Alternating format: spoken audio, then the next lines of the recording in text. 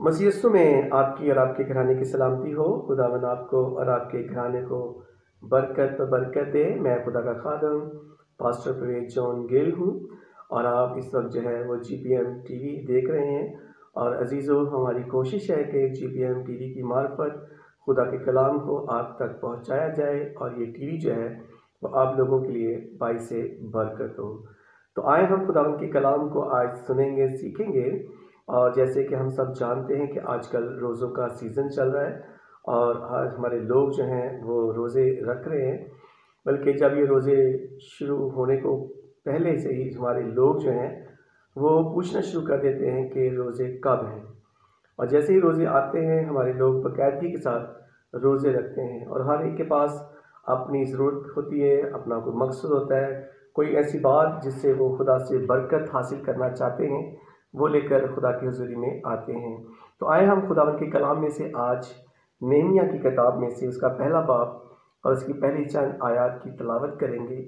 और कलाम मुकद्दस में कुछ यूँ लिखा है कि 20वें बरस कलीसियों के महीने जब मैं कैसे शोषण में था तो ऐसा हुआ कि हनानी जो मेरे भाइयों में से एक है और चंद आदमी यहूदा से आए और मैंने उनसे उन यहूदियों के बारे में जो बच निकले थे और असीरी में से बाकी रह गए थे और यरूशलेम के बारे में पूछा। तो उन्होंने मुझसे कहा, वो जो बाकी लोग जो असीरी से छूटकर उस सूबा में रहते हैं नहायत मुसीबत और ज़िल्लत में पड़े हैं और यरूशलेम की फसील टूटी हुई और उसके फाटक आग से जले हुए हैं। जब मैंने ये बातें सुनी तो बैठकर रोने लगा और कई दिनों तक मातम करता रहा और रोज़ा रखा और आसमान के खुदा के हुज़ूर दुआ की। खुदा के पाक कलाम को पढ़े जाना और सुना जाना हम सब के लिए बाइस से बरकत हो। आमीन।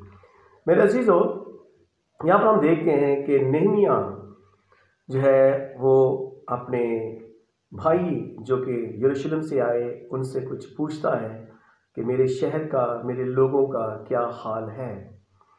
और जब उसने सुना कि वहाँ के लोग जो हैं वो नहायत दुख में हैं, मुसीबत में हैं, ज़िल्लत के अंदर ज़िंदगी बसर कर रहे हैं, तो मेरे अजीज़ों कलाम मुकद्दस में देखा है, हमने पढ़ा कि वो रोने लगा और मातम करने लगा और रोज़ा रखा और आसमान के खुदा के हुज़ूर उसने दुआ की।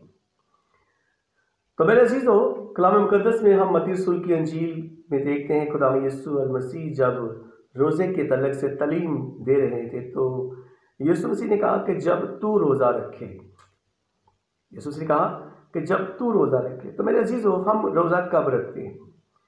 हम रोज़ा ज़ाहिर है कि जब रखते हैं जब हम किसी मुश्किलात के अंदर होते हैं, परेशानी के अंदर होते हैं और किसी बोझ के नीचे होते हैं, या कुछ हमें बरकत को हमने हासिल करना है, या हमने खुदा की कुर्बत को हासिल करना है, या हम किसी गुनाह के नीचे, बोझ के नीचे दबे हुए हैं, हमने उस गुनाह से छुटकारा हासिल करने के लिए खुदा के हुज़ूर जो है वो रोज़ा रखते हैं, खुदा के हुज़ूर आते हैं और हम खुदा के सामने इतराफ़ करते हैं और हम खुदा के आगे रिक्वेस्ट करते हैं कि खुदावंद तू इस मेरे रोज़े को अपनी हुज़ूरी में कबूल कर और तू फरमा कि मेरे गुनाह जो हैं, मेरी कमज़ोरियाँ जो हैं वो चली जाएं, मेरी ज़िंदगी में आसानी पैदा हो।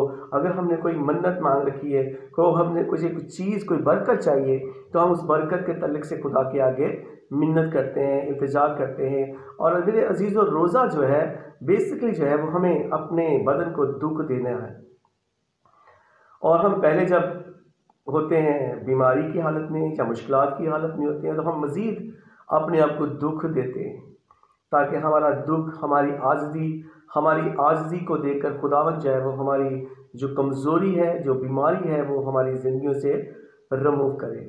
पर यहाँ पर जिस शख्सियत के तल्लक से हमने पढ़ा है, मेरे अजीज़ों, उसकी ज़िंदगी में किसी तरह की कोई परेशानी नहीं है। कलाम मुकद्दस के मुताबिक वो शख्स जो है उस वक्त का जो हाकम है, वो हाकम के जो ख़ास लोग हैं उनमें उसका शुमार है। बादशाह के हुज़ूर वो खड़ा रहने वाला शख्स है। बादशाह जिन लोगों पर यकीन रखता है, एतबार करता है, वो उन लोगों के अंदर उसका जो है वो गिनती की जाती है। बादशाह को कलाम मुकद्दस के मुताबिक वो बादशाह को जो है वो मैं का प्याला देने वाला है, यानी कि ख़ास शख्सियत है बादशाह के हुज़ूर। और ऐसा शख्स जो बादशाह के नज़दीक रहता हो, ایسا شخص جس کو بادشاہ کی قربت حاصل ہو، ایسا شخص جس سے بادشاہ محبت کرتا ہو اور اسے خاص لوگوں میں ہو، اسے میرے عزیزوں کیا تکلیف ہو سکتی ہے، کیا پریشانی ہو سکتی ہے، کس طرح کا اسے جو ہے وہ ٹینشن ہو سکتی ہے۔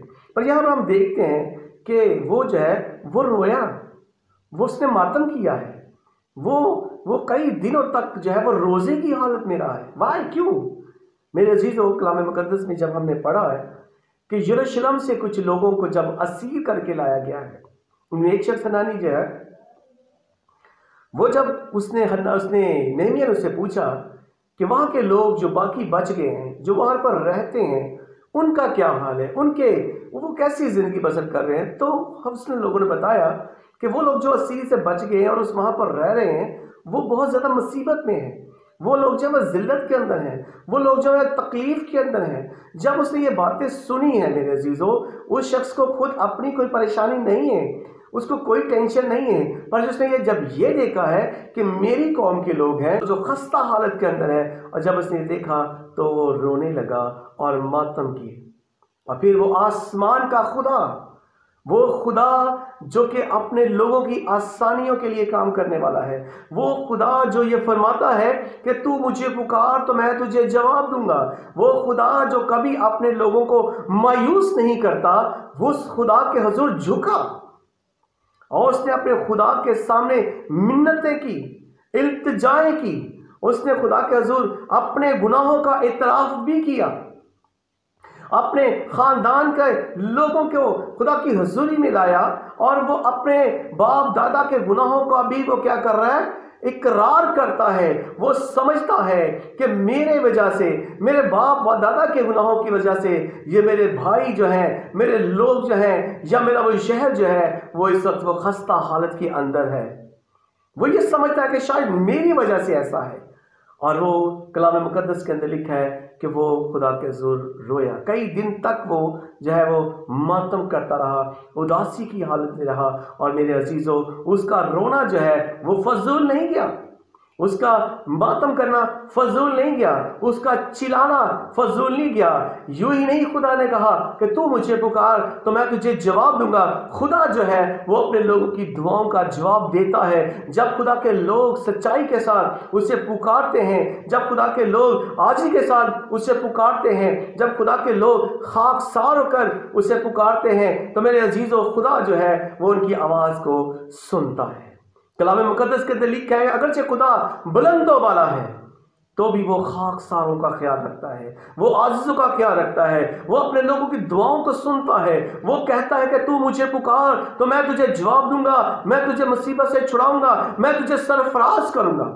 میرے عزیزوں، ہمارا خدا جو ہے وہ اپنے لوگوں کی دعاؤں کو سنتا اور سننے کے بعد جواب دینے والا خدا ہے۔ غیر اقوام کے خدا جو ہیں وہ محض بتوں کی مانند ہیں، وہ نہ جانے کہاں پر چھپے ہوئے ہیں، وہ جو مردہ حالت کے اندر قبروں کے اندر ہیں، ان کی ہڈیاں تک نہیں ہیں۔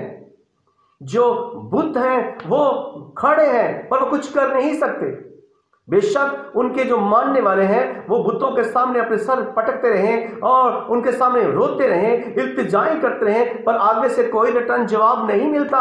میرے عزیزوں، کوئی جواب نہیں ملتا، کہ کلام مقدس کے اندر لکھا ہے کہ ان کے خدا جو ہے، ان کے بت جو ہیں وہ محض بت ہی ہیں، وہ جواب نہیں دیتے، وہ چھوتے نہیں، وہ ساتھ نہیں چلتے، وہ ہاتھ تک بچا نہیں سکتے۔ پر میرا اور آپ کا خدا جو ہے میرے عزیزوں، وہ اپنے لوگوں کی عاجزی کو، ان کی خاکساری کو دیکھتے ہوئے اپنے زور بازو کو بڑھاتا ہے اور آسانیاں اور آسان راستے جو ہے وہ ہموار کر دیتا ہے۔ وہ اپنے لوگوں کو اپنے زور بازو سے، مصیبتوں سے نکال لاتا ہے۔ ہاللیلویہ۔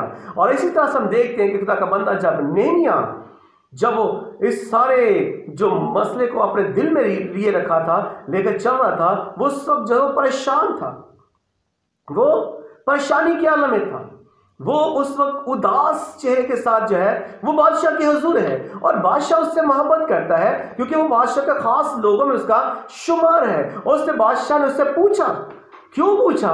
کیونکہ خدا نے اس کے دل کے اندر یہ بات ڈالی، کیونکہ خدا نے اس کے دل کو اس کی طرف موڑا، کیونکہ وہ روتا رہا ہے، وہ چلاتا رہا ہے، وہ ماتم کرتا رہا ہے۔ کیوں کرتا رہا؟ کہ اپنے بھائیوں کے لیے، اپنے خاندان کے لوگوں کے لیے، اپنے اس شہر کے لیے وہ خدا کے حضور شفاعت کرتا ہے، اور خدا نے بادشاہ کو اس کی مدد کے لیے تیار کیا۔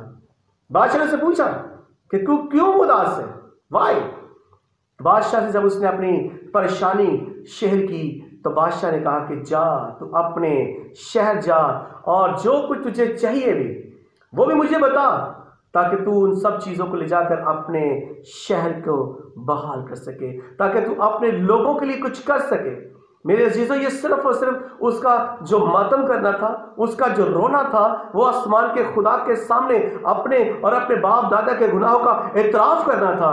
یہی وجہ تھی کہ خدا نے بادشاہ کے دل کو کھولا اور اس کے لیے آسانی پیدا کر دی، تاکہ وہ اپنے لوگوں کے لیے، اپنے عزیزوں کے لیے، اپنے شہر کے لیے جو ہے وہ کچھ کر سکے۔ ہاللیلویا! کہ آیا ہم آج اپنی زندگی پر غور کر کے دیکھیں، کیا میں جو روزہ رکھتا ہوں، کیا میرے روزے کے اندر، کیا میں نے کبھی اپنے کسی عزیز کے لیے، اپنے کسی رشتہ دار کے لیے، یا میری قوم کے لوگ جو اس ملک کے اندر بستے ہیں، جگہ بے جگہ ہمارے لوگ رہتے ہیں، اور ہم ہر روز کچھ نہ کچھ ایسا سنتے ہیں کہ کس طرح سے ہمارے عزیزوں کے ساتھ زیادتیاں کی جا رہی ہیں، کس طرح سے ہماری بچیوں کو اغوا کر کے ان کو جو ہے وہ زبردستی جو ہے ان کو کنورٹ کیا جا رہا ہے، ہمارے خاندان کے خاندانوں پر ظلم کیا جا رہا ہے، بستیاں جلائی جاتی ہیں۔ کیا ہم نے کبھی ایسا کیا؟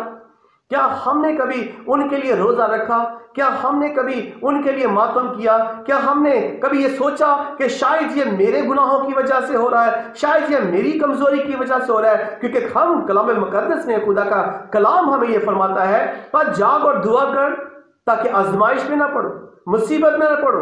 آنے والی مصیبتوں سے بچنے کے لیے ضروری ہے کہ ہم خدا کی حضوری میں رہیں، ضروری ہے کہ ہم خدا کے نزدیک رہیں، ضروری ہے کہ ہم اپنے گناہوں کا اعتراف کرتے رہیں۔ اور یہ نے کیا؟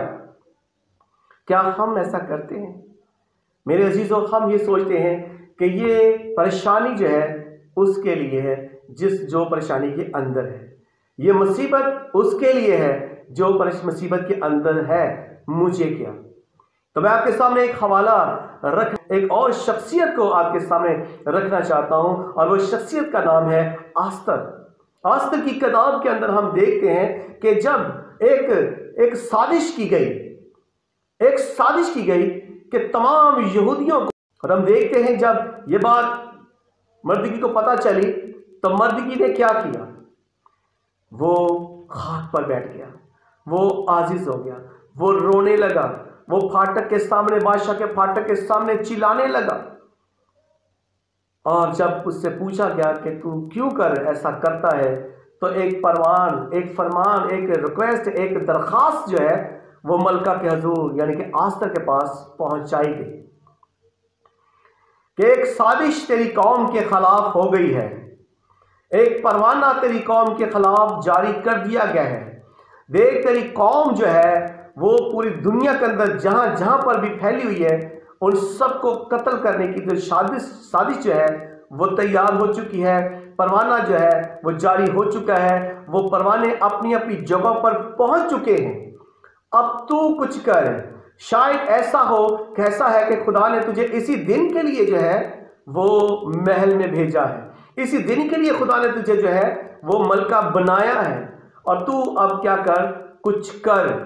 اور ساتھ یہ بھی بات اس سے کہی، اگر تو کچھ نہ کرے گی تو خیال رکھ کہ خدا یہودیوں کے لیے مدد کسی اور طرف سے لے آئے گا، یہودیوں کو بچانے کے لیے خدا جو ہے وہ کسی اور طرف سے جو ہے وہ مدد پرووائڈ کرے گا، کیونکہ کلام مقدس کا لکھا ہے کہ خدا وہاں سے بھی کاٹتا ہے جہاں پر وہ بوتا نہیں ہے، خدا وہاں سے بھی مددگار اٹھا کھڑے کرتا ہے جہاں پر انسان توقع خدا کے ظلم ہے۔